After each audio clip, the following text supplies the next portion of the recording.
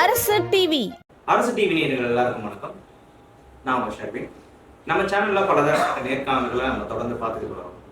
அந்த வகையில் இன்னைக்கு பார்த்தீங்கன்னா அருந்ததி பிரிவினையை சேர்ந்த திரு தலைவரான பி கமல் அவர்கள் வந்திருக்காங்க. ஸோ அவரிடம் நம்ம நேர்காணலை பார்க்கலாம். ஸோ சார் நீங்கள் சொல்லுங்கள் சார், நீங்கள் உங்களை பற்றின இன்ட்ரோ நீங்கள்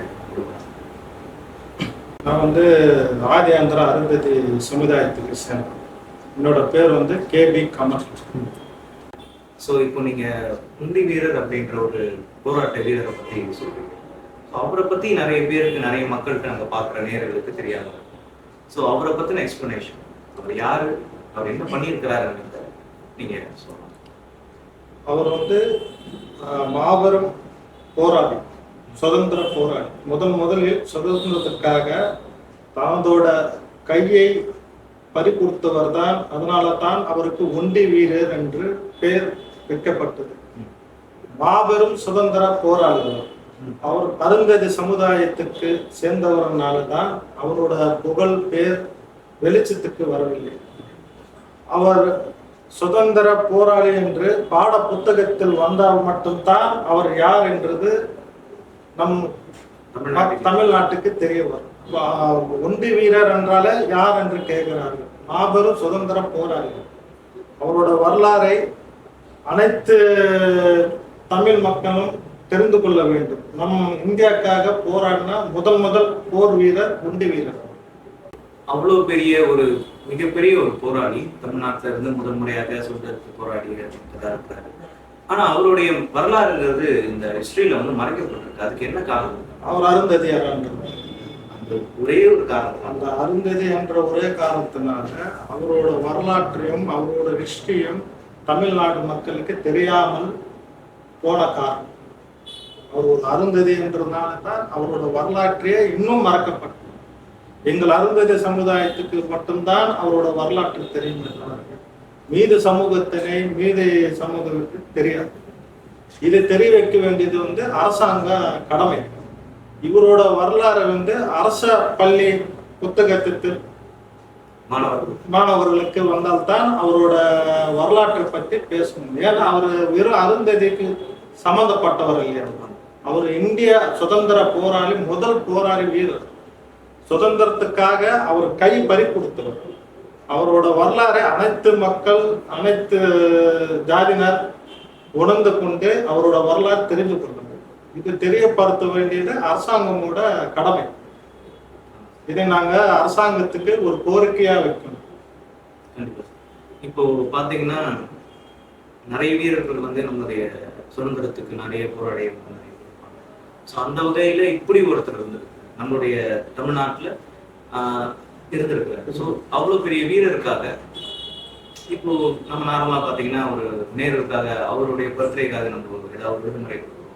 ஸோ நம்ம ஒரு காந்தி அவர்கள் காந்தி ஜெயந்தி நம்ம பண்றோம். ஸோ இவ்வளோ பெரிய வீரருடைய நினைவு நாள்னு ஒண்ணுமே இல்லை. இவரோட நினைவு நாள் இல்லை. இவரோட நினைவு நாள அரசாங்கம் அரச விடுமுறை கொடுக்கும். முதல்ல எங்களோட கோரிக்கை. ஏன்னா முதல் போர் வீரர். அவருக்கு அரசாங்கம் விடுமுறை கண்டிப்பா கொடுத்தாலும் அவரோட நினைவு நாள் எப்போ சார்? ஆகஸ்ட். அவரோட போர் வீரருக்கு நம்ம சென்னையில சிலை இல்லைன்றதுக்கு ரொம்ப நமக்கு மன வருத்தம். எங்க கம்யூனிட்டிக்கும் எங்களோட சேர்ந்த அனைத்தருக்கும்.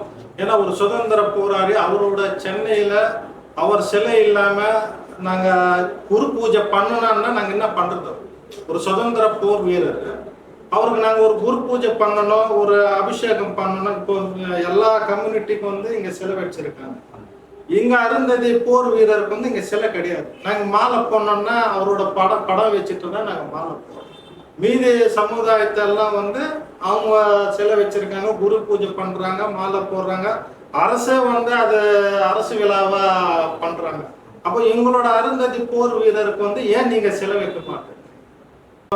எத்தனையோ வாட்டி அரசாங்கத்துக்கு இங்க நம் சென்னையில ஒண்டி வீரர், போர் வீரர், சுதந்திர வீரருக்கு சில வைக்கமாறுன்னு சொல்லி அரசாங்கத்துக்கு நாங்க எத்தனையோ மனு கொடுத்திருக்கோம். ஆனா அரசாங்கம் இத்தனைக்கும் அவருக்கு சிலை வைக்கவில்லை. இங்க அருந்ததியோட மக்கள் ஓட்டு வரைக்கும் அவங்க அரசாங்கத்துக்கு தேவைப்படுது. எங்களோட போர் வீரர், சுதந்திர வீரர், அவர் எங்களுக்கு வரைக்கும் அவர் சொந்தம் கிடையாது. அவர் இந்தியா சுதந்திர போர் வீரர். அவருக்கு சென்னையில ஒரு சிலை சென்னையில சிலை வச்சுட்டு அதுக்கு குரு பூஜை நடத்துங்க, அரசு விடுமுறை கொடுங்க, அரசு விழாவை அது கொண்டாடுங்க, பள்ளி பாட புத்தகத்துல அவரோட வரலாற்றை ஏதுங்க. அப்போதான் வரப்போற ஜெனரேஷனுக்கு ஒரு ஒண்டி வீரரோட வரலாறுன்றது தெரியலன்னா, அப்போ அவரோட சுதந்திர போர் வீரரோட மறக்கப்படுறதுன்னா அது எங்களால அது ஏத்துக்க முடியல, எங்க கம்யூனிட்டினால ஏத்துக்க முடியல. தயவு செய்து அரசாங்கம் ஒரு அருந்ததி போர் வீரர் என்று மறக்கப்படாமல் அவரோட வரலாறு, அவரோட சுதந்திரத்துக்காக அவரோட கையை அவர் விட்டு கொடுத்து வரும்.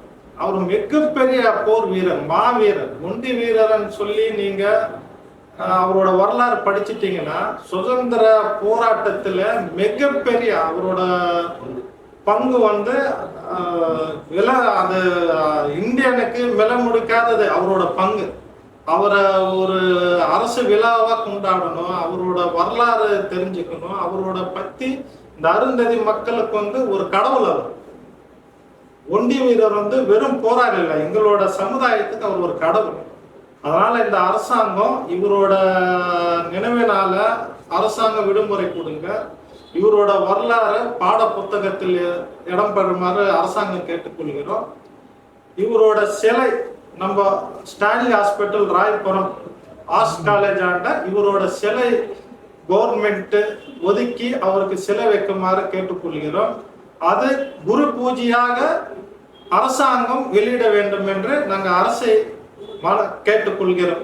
எங்களோட ஆதங்கம், எங்களோட குறைகள் எல்லாம் எங்க சமுதாயத்தை சேர்ந்த மாவீரர், ஒண்டி வீரருக்கு சிலை இல்லைன்றது எங்களுக்கு ரொம்ப எங்களோட மன வருத்தமா இருக்கு. இதை இவர் ஜாதி பார்க்காம இவர் ஒரு போர் வீரர், இந்தியாக்காக சுதந்திர போர் வீரர் என்று அரசாங்கம் ஏற்றுக்கொண்டு அவருக்கு சிலை வைக்குமாறு கேட்டுக்கொள்கிறோம். ஸோ இந்த மாதிரி பல தலைவர்களுடைய வரலாறு தமிழ்நாட்டில் மறைக்கப்பட்டிருக்கு. காரணம் அவங்க ஏதோ ஒரு சமுதாயத்தை சேர்ந்தவர்கள். ஸோ இதுக்கும் சமுதாயத்திற்கும் சம்மந்தம் கிடையாது. நம்ம சுதந்திர போராட்ட வீரர்கள் எல்லாருமே மரியாதைக்குரியவர்கள் தான். அவர்களை மரியாதை படுத்துறதுன்றது நம்மளுடைய வேலை. ஸோ இதை அரசு செய்யும் என்ற ஒரு நம்பிக்கை இருக்கு. இந்த வாய்ப்பை கொடுத்த அரசு டிவிக்கு எனது மனமார்ந்த நன்றி தெரிவித்துக்கிறேன்.